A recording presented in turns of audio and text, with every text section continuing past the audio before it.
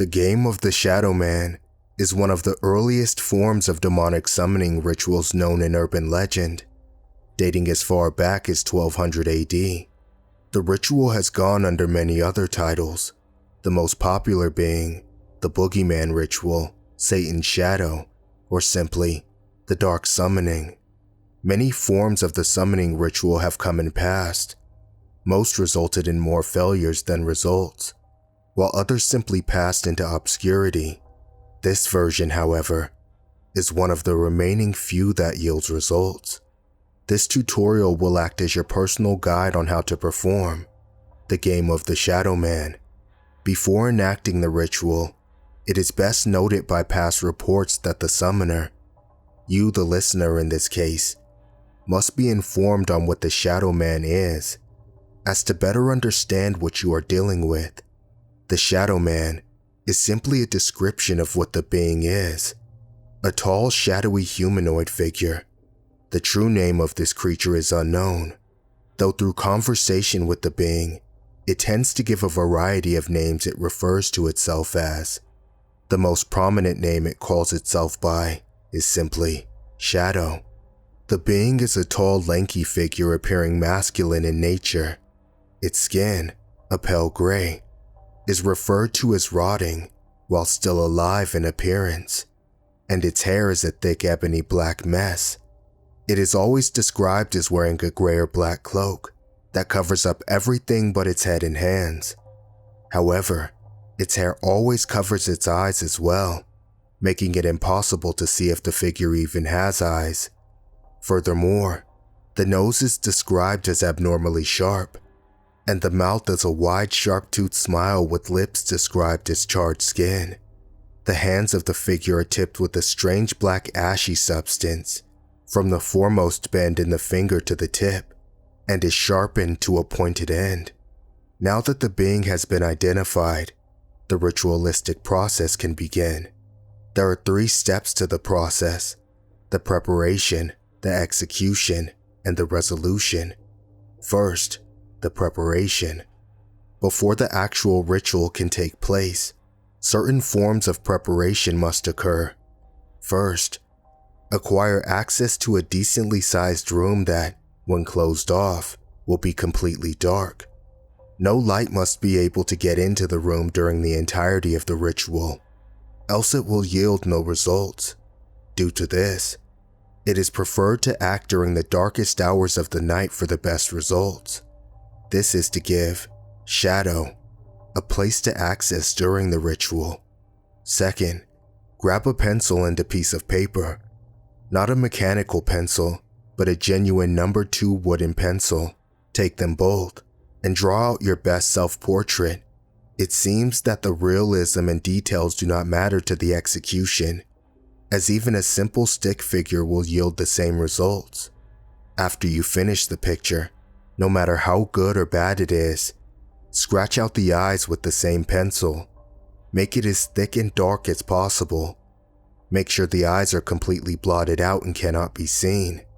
This will allow Shadow to have a form, as most claimers detail it as very similar in appearance to themselves. Added with this, find any piece of clothing that you have worn for at least a month or so. This is to add another layer of formation of Shadow, and sadly, you will be losing this article of clothing in the process. If this item is something that comes in pairs, use both. Third and finally, acquire 12 identical candles. This will be both your portal and defense against Shadow, and further details about how this will be used are explained later. The following must also be obtained, and will be used during the execution process: a candle lighter, a sharp object, preferably a knife, a pair of gloves and socks, and black ink. Now that you have obtained all necessary items, it is time to begin the ritual. Start by going into the selected room and measuring out a space wide enough to perform with. The best way to test this is to stick your arms out to your side and spin in a circle. If you hit nothing and nothing gets in your way, you have enough room.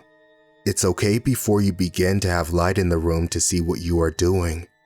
Begin placing your candles in the circle spaces you measured out, each spread out equally apart, and once they have been set out, light them all up. Now, close off any light to the room. Make the room entirely sectioned off to just itself with no outside connection. Go to your circle of candles and, using the ink, put out the fire on every other candle. For better reference, imagine the candles like a clock, and put out the ones placed at the 1, 3, 5, 7, 9, and 11 spots. This is the beginning of the ritualistic process, and as said in reports, this is the portal for Shadow to enter through. If at any moment you wish to back out, simply light up one of the dead candles. However, whatever you do not have more candles out than on. These candles are your safety net, and if you make a mistake, it will not end well. Continuing forward, make sure you have your gloves and socks both on, as an added layer of protection. Even with the candle circle, it is very important you have a layer of clothing as well. Take the pre-selected article of clothing you wish to use, set it in the middle of the circle, taking heed not to distort or destroy the circle, and stain it with the remainder of your ink. Following that, take up your sharp object and cut a diagonal line from the top to the bottom. Once you have done that, slip in the drawing you had made from earlier into the clothing. If it is too small to fit inside, simply lay the drawing on top. Now burn it. Take the lighter and burn the drawing. You won't need your sharp object for any other reason afterwards. And as said before, the lighter can be used if you wish to back out during the ritual. However, if you do back out, never attempt the ritual again. Now, the next stage is one that requires the most direct influence. While the picture is burning, stand back and begin to think of one particular thing. Hate, things you despise, things you find horrid and disgusting, things you could harm or kill over. Focus on these thoughts, and all the while, say the word shadow.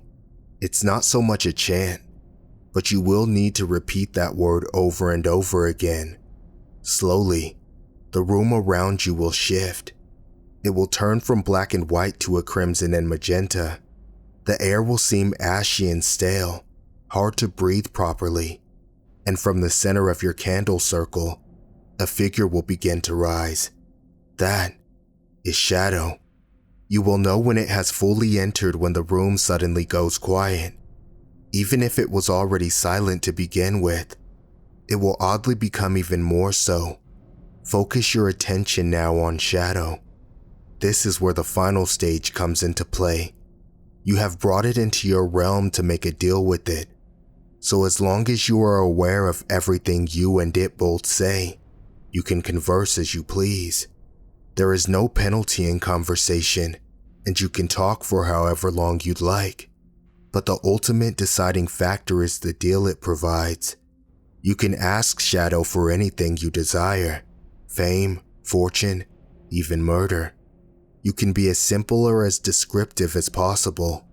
However, you must be aware of what is said for both sides of the bet. Make sure anything you bet for and have to pay for is not a major harm to you. Following your request, Shadow will raise its hand to you to shake in confirmation of its deal. So as long as you have your gloves, don't worry and take its hand. Before you even realize it, Shadow will have disappeared. The ritual will have been completed. And while it may not come immediately, your reward will eventually be provided. But there is one more thing you must take care of: the gloves. Immediately strip them off and throw them into the circle. Set fire to them. Light all the candles on fire. Do anything you can to discard of your evidence. Shadow knows of what you've done, but so long as you have destroyed the evidence, it cannot track you. From this point, you will have successfully won the game of the Shadow Man.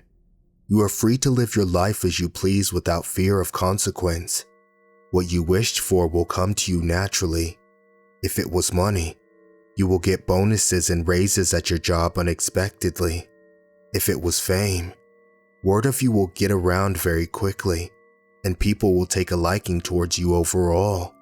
That being said, a few individuals may still be questioning something in this process. What would happen if you were to fail?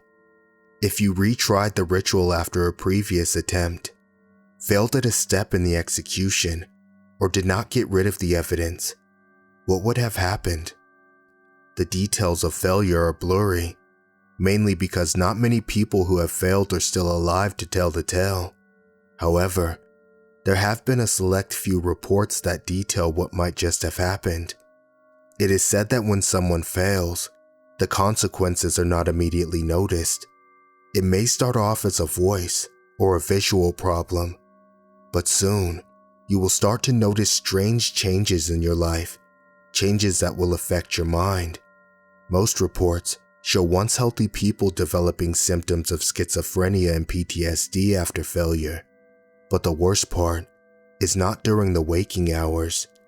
This was of only one report, but it is said that the dreams are something like a trip into hell, and you can feel and hear it all.